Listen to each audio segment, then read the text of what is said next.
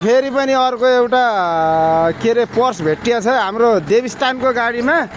दरबाङबाट तातो बेनी जाने बेला होइन बेनी जाने बेला भेटिए रहेछ ल के छ सामान देखाइदिनु त ल यो भिसा कार्ड अनि अर्को अनि यस्तो कार्ड छ अनि अर्को गाडीमा खसाले थियो कुल्यो गाडीमा खसालेको रहेछ है हाम्रो देवस्थानको गाडीमा है अनि पैसा कति छ ल देखाउनु त पैसा